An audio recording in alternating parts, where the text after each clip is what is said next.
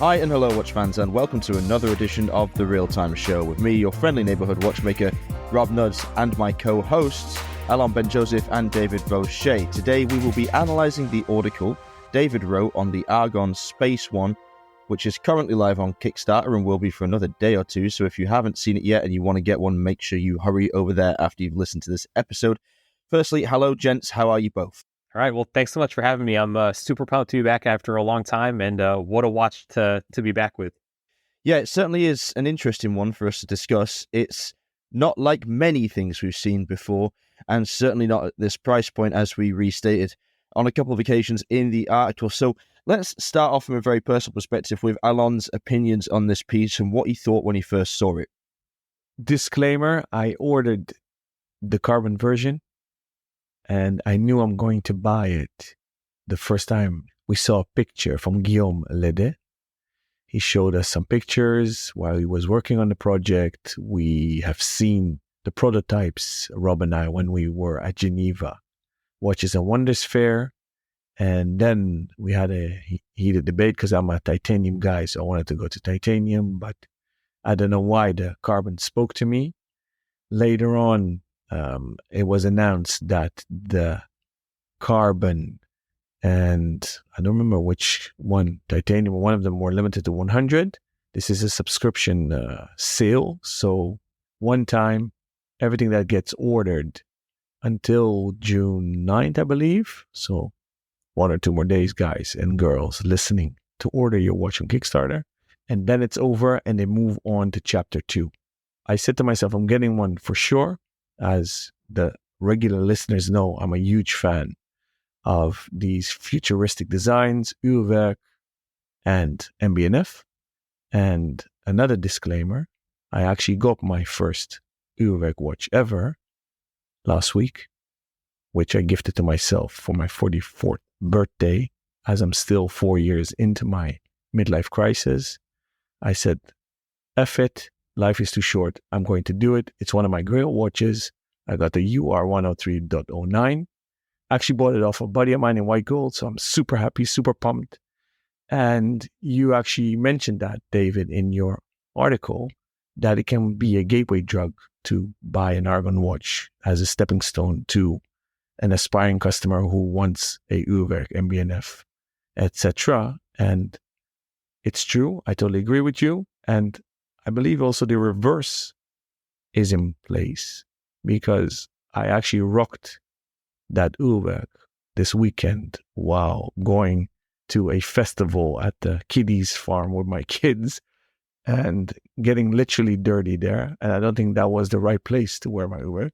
And for that occasion, I might strap on the Argon, for example. So I wanted to kick that in as well, because that could also be an option, right? Literally wear it as a baby or substitute. Or another example I want to use is almost every Speedy fan bought a moon swatch, right? So how do you wear them?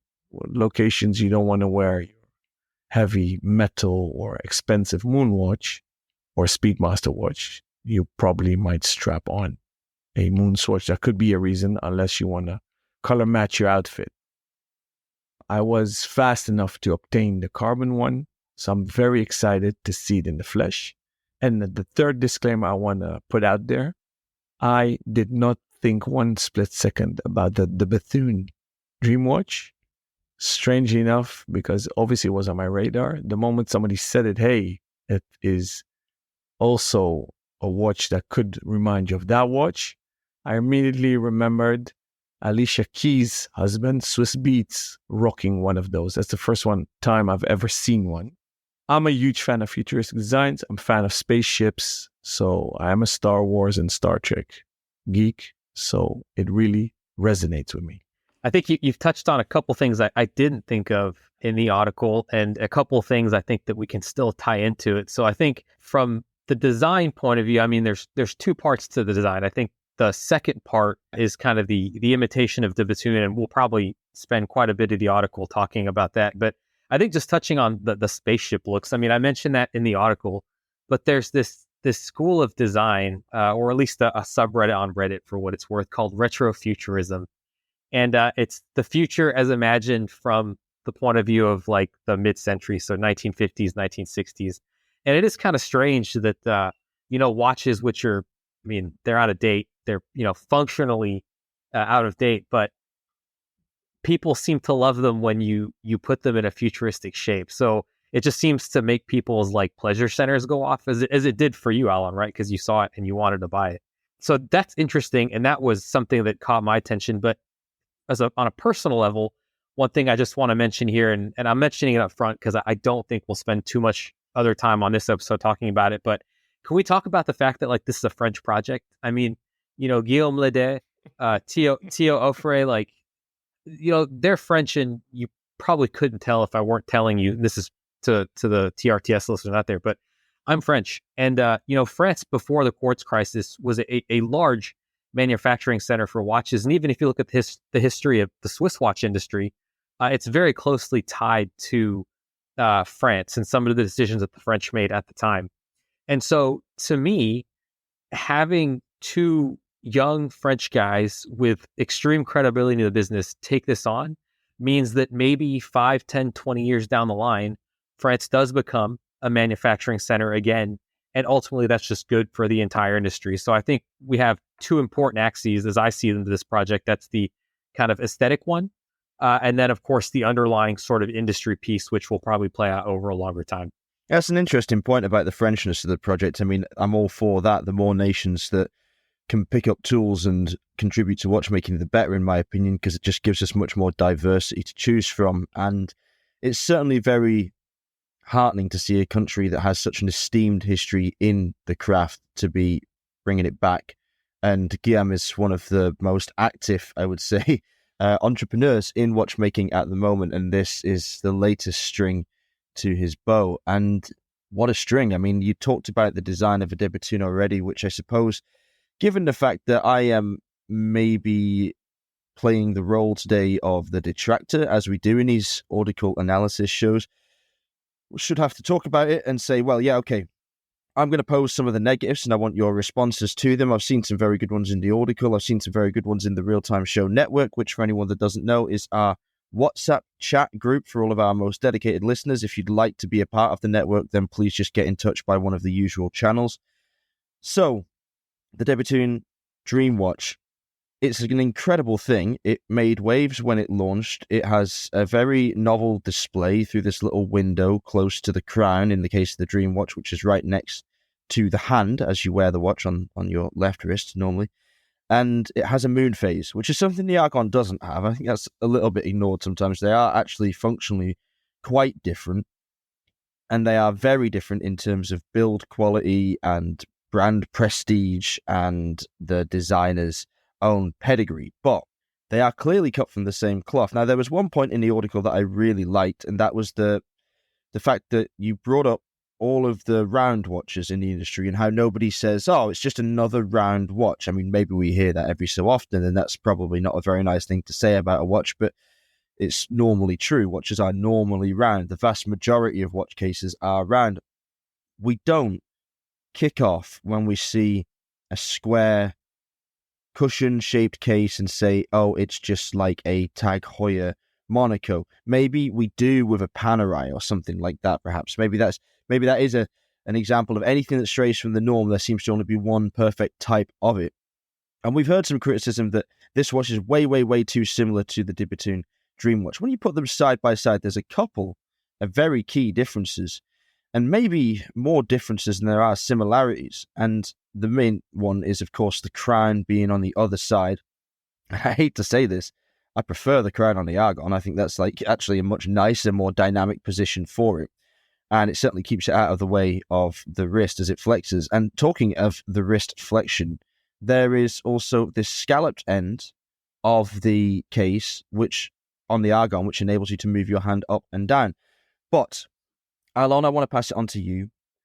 Does it matter that this watch is, I mean, we say clearly inspired as if we know 100% that they looked at the Dream Watch and said, oh, let's do a watch like that, but at an affordable price point. But let's say there's no way you can see one and not see the other when you have them both in mind. Do we think that is a problem? If so, why? If not, why not? before we jump into that, Rob, a few things. I did some homework because I asked actually Guillaume, I had a call with Guillaume very briefly about something totally different. And I asked him if he's willing to come on the show to talk about this topic. And he is. And he actually said also that Theo Frey should actually come on. So we owe that to our dear listeners. So we still need to record those episodes or one episode.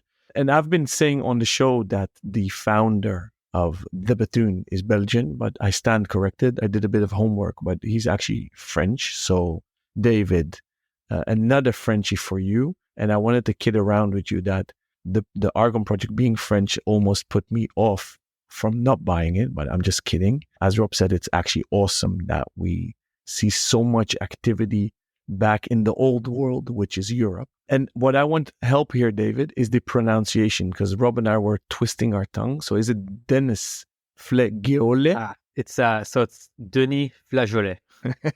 Rob, you see, Denis Flageolet. Pretty close. Did all right, except you kept putting another vowel in the middle of his surname. I'm not sure where that came from, but other than that, it's pretty good.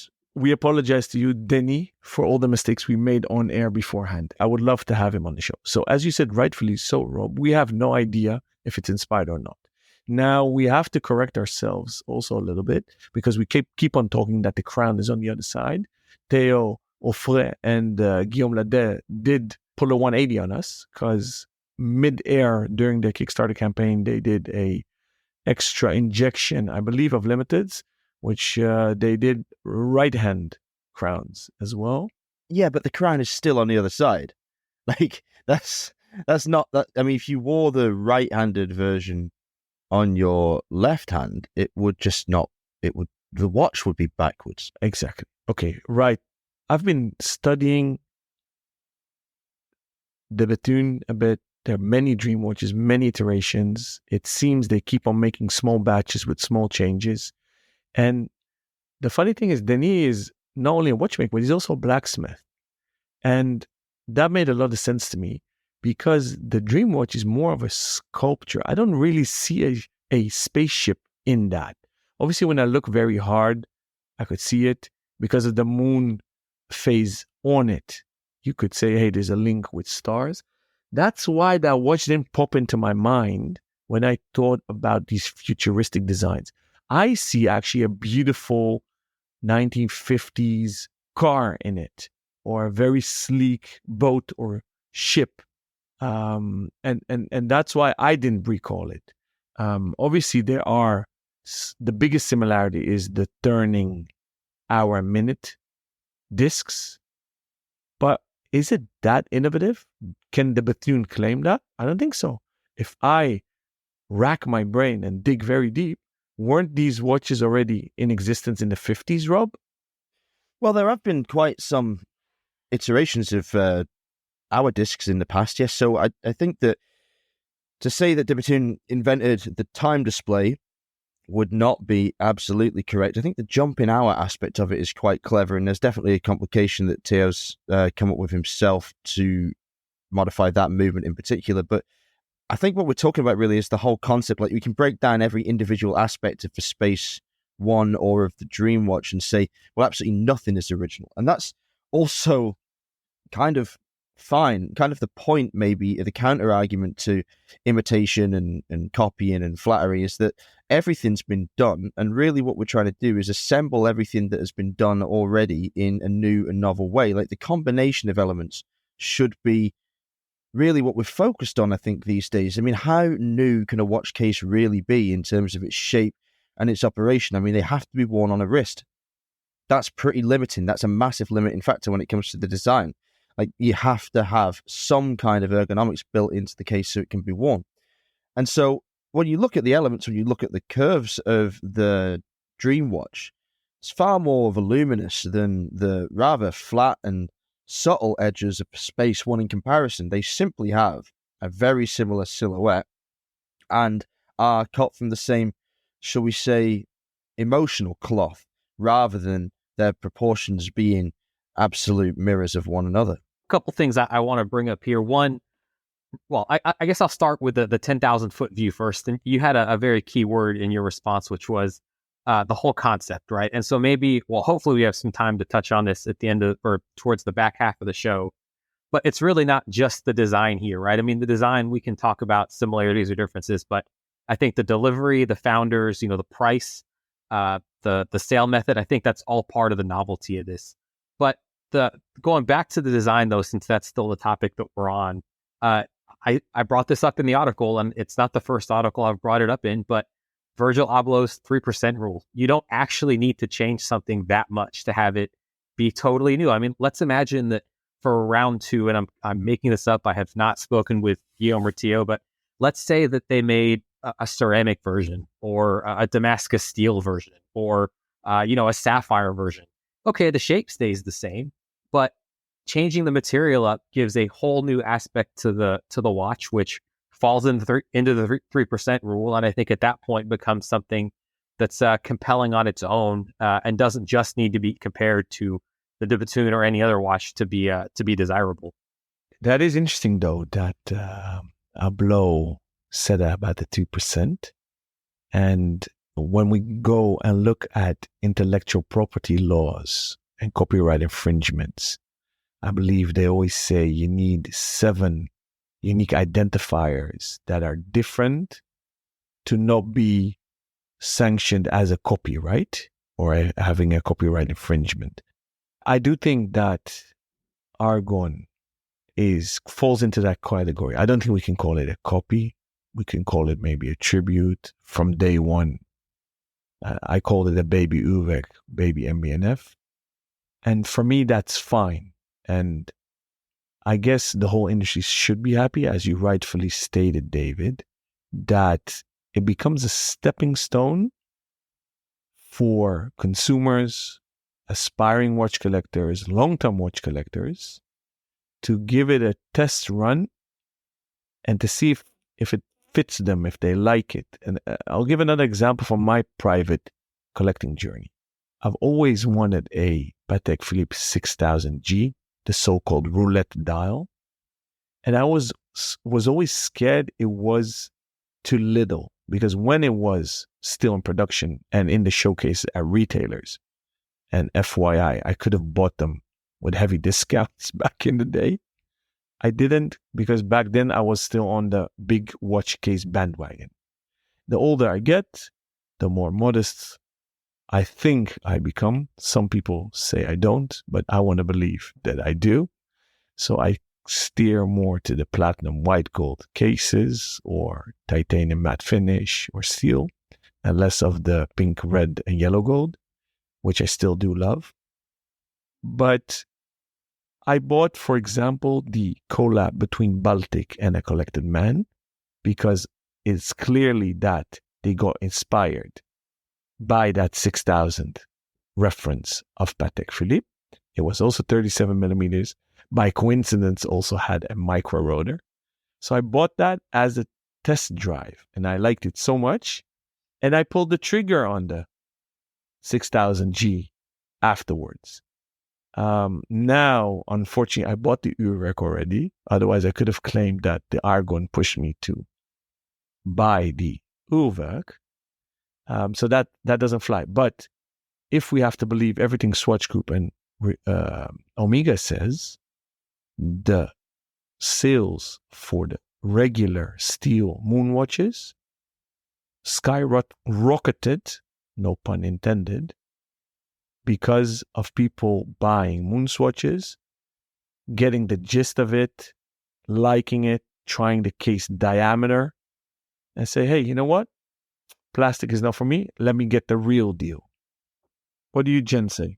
Yeah, I believe it. I do believe it. And I think that that's a pretty good argument in favor of having similar objects available at different price points for good reason. And although in principle, I very much agree with respecting a designer's intellectual property, and do believe that if you're going to do something, maybe the first watch that echoes a completely unique design, you should probably ask the designer how they feel about it, or at least notify them. And we don't know that didn't happen. We're just saying, like, for future reference, if somebody wants to tackle another extremely unique watch, because then there's this almost collaborative aspect to it where you're saying, look, we want to produce something that we think will, as David rightly said in the Audicle, ultimately be a good thing for the originator of that watch, because there's going to be a lot of people that have come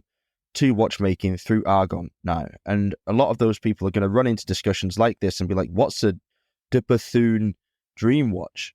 And then they're going to go look for it, and they're going to be like, oh, that's cool, now I'm in this kind of world of watchmaking. I'm now a collector of interesting independents with non-standard shapes.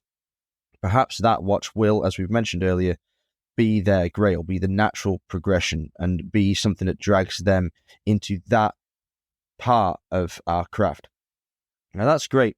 And the 3% thing, Virgil Abloh's assertion, is, I think, it's pretty arbitrary, the number, but his point is clear. A very small amount needs to be changed. And like, you look at those two watches side by side, yeah, they got a similar form, but not really any more similar than two round watches. In fact, I would say almost certainly less similar. And if you look at like the little changes there, like it isn't just the fact that there's no moon phase on the Argon. That's a massive functional change. That is an absence of something. Or it isn't just the fact that the crown is on the other side. That's also like an ergonomic change. It's things in the design that are very different. Like the Argon has Argon Spaceone engraved on the top of it. It has much sharper angles towards the center. It has flatter surfaces. It has two pointy bits at its tail instead of one. Like it's very, very, very different in that regard. So while in principle I am against things like this, and I think recently, you remember, I was not so happy about the Christopher Ward 12.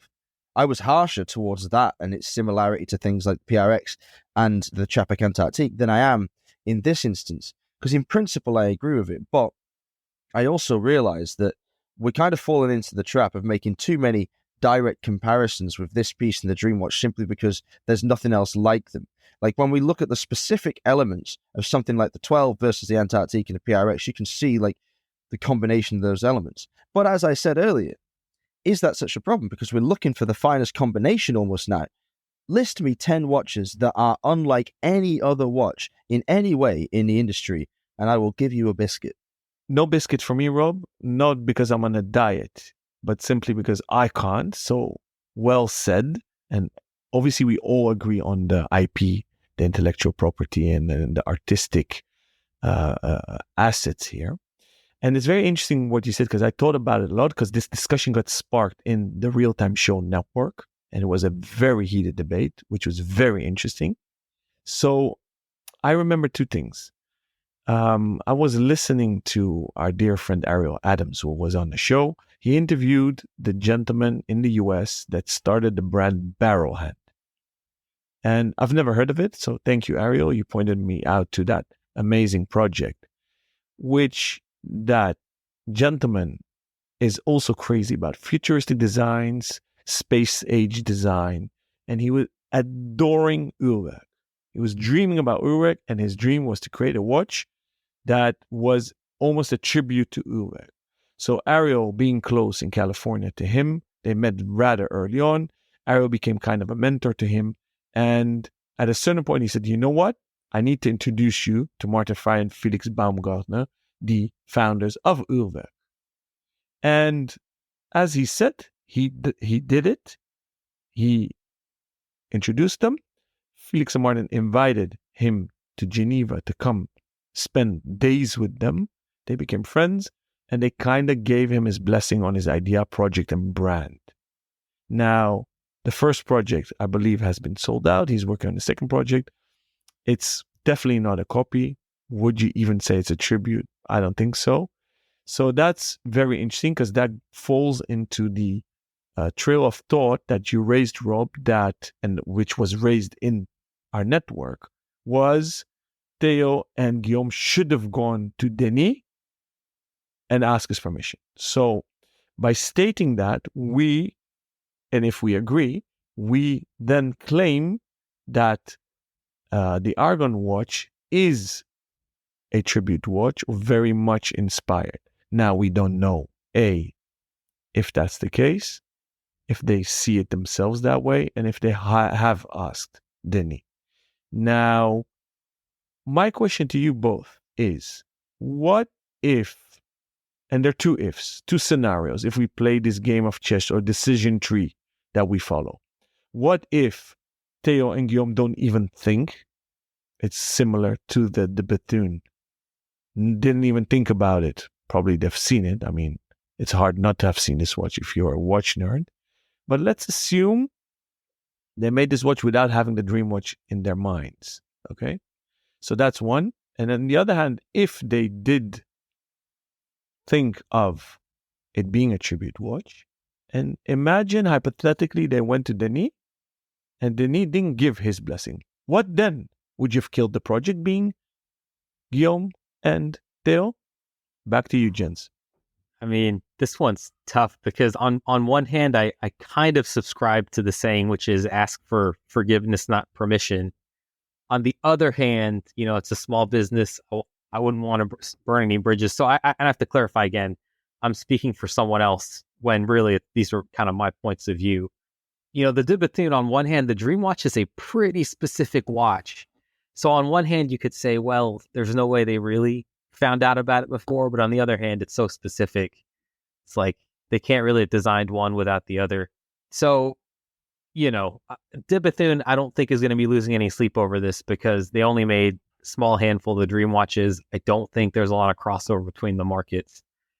So, yeah. And I think one thing I'll just go back to before, Rob, I hand it over to you for your thoughts is that the watch industry seems to have this very specific habit of identifying something that shows up somewhere else. And this happens everywhere, right? I mean, like if something gets hot on the radio, you hear 10 of the same songs afterwards because everyone's chasing the trend. But ultimately, if the product is good, the product is good. Like think of the Hulk and then the green Seamaster 300M. Everyone kept saying, oh, Omega copied Rolex, but I don't see that anymore. I just see people saying, hey, this green color on the Omega is awesome. It's a great watch. So I think time will tell as to whether that happens here. But if the product is good, it should hopefully stand alone by itself over time.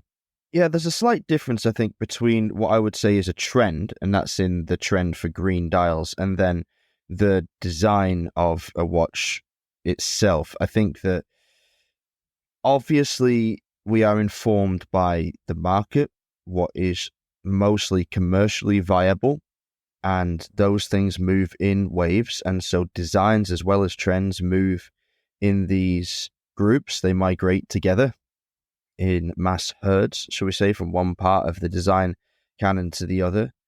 And then the other thing that sticks out to me is this watch. And I think as we talk about it, I'm becoming more and more sympathetic to the idea of emulation. It's one of two, effectively. Like, I'm looking at the whole industry and I'm thinking, okay, well, we can't say that there is less difference between this watch and the de Bethune and Tissot PRX and the Chapek Antarctique. We can't say that. Like, that they are probably more different in terms of their angles and in terms of their construction and in terms of even maybe their finishing. I don't know, but like it's weird that we're sort of persecuting designers for trying to use new combinations of existing forms. I think that they've done a pretty good job, actually, of making another watch in this style. I mean, it is a very ergonomic style. It is almost an obvious style for a shape for a watch. So it's a bit crazy that there's only been so few of them made before. So, yeah, I'm kind of softening very, very much on that point. I mean, when I design watches myself, I'll be straight up with you. What I do is I kind of start out with a combination of elements from different watches and change them slightly. So, for example, I love the Zenith A384 case particularly. And I was thinking, you know what, if that case had a better bracelet and if it had a bezel around the glass and if the glass was a slightly different profile and if the crown were a little bit bigger, that'd be an awesome watch. But I'm still starting off with the inspiration of the A384 case. So I'll plonk that down on the page. And then I'll say, oh, what bracelets do I like at the moment in the industry? Oh, I like the one on the Glaciter Original 70s chronograph. So I'll put that on the case of the A384. And then I look around and say, well, what bezel profile am I looking for? Well, I like the one from the Antarctic. That's great. Let's take that. And then you think, well, shall I put the same crystal profile with it? Or is that a bit obvious? No, let's use like a bubble crystal or something, or a double dome crystal. And you say, I'll take that from, from the Laventer submarine, for example. You put all these elements together, and what you have is, as far as anyone else would think, a completely new watch. And you can always find echoes of previous designs in everything you do because of a limited number of shapes and because of the necessity of function. And so even the way I design watches and then come up at the end of it with what I profess to be an entirely original model, it's like when we were working with Straum. When we designed the Jan Mayen, I was pulling in examples from all over the industry and sending them to Lasser and Einstein and saying, right, okay, do the lugs like this, do the bracelet like this, oh, let's use hands a bit like this, oh, here's an example of a crystal that already exists. So I'm totally guilty of the same, and I would say maybe much worse, and certainly less ambitious than Guillaume and Theo. So what do you think of that, David? Yeah, no, I think that's totally legit. And what you just described is I think, an efficient and totally correct approach to design. I mean, I want to be careful with my word here, and I'm not talking about the Argon specifically, but I think that anyone that says, I don't need to pay attention to anything anyone else has done before me, I can start with a totally blank slate. I mean, I think it's a little bit presumptuous, maybe even arrogant, right? I mean, at the end of the day, we all have influences, and I think it's totally fair to say, right, I'm going to start with some of those influences and move away from that. So yeah, what you described is totally great and totally valid. Okay, so at the end of all that, and that was me thinking at the top of the show, we were going to be, fighting from very polarized sides of the camp, but it seems like we're all coming down of the opinion that the Argon Spaceone is a really welcome addition to the industry, that yes, we believe there are certain, shall we say, respectful processes one should go through in the design of something like this, but ultimately we think that it's a good thing that the industry has this to choose from. All right, we'll wrap it up there. So like Alan said, if you want to get one of these, you've got to go on Kickstarter and go on Kickstarter quickly. There are still some of the standard polished and the titanium ones available. I think the carbon right hand and left hand are sold out. I think the blue titanium is still available in the Destro. But go on there, have a look, see what's available. They run from 1,500 to 1,900 euros before taxes. They're really nice pieces, and they will not be made again in this format. So do check them out if you like the sound of it from this Audicle. So we'll be back next week. And if you'd like to get in touch with us and ask us questions or suggest interviewees for future episodes, then you can do so by contacting me at Instagram. That's at RobNuds, ROBNUDDS, or Alon at Alon Benjoseph, ALONBENJOSEPH, or David, if you prefer it, DAVAUCHER. You can contact Alan and I at our email addresses. That's rob@therealtime.show or alon@therealtime.show, or via our contact form. However you please like, subscribe, and follow and share the podcast. We really appreciate all of the nice reviews that you've been sending, but please send more. We're hungry for good reviews. Until next time, stay safe and keep on ticking.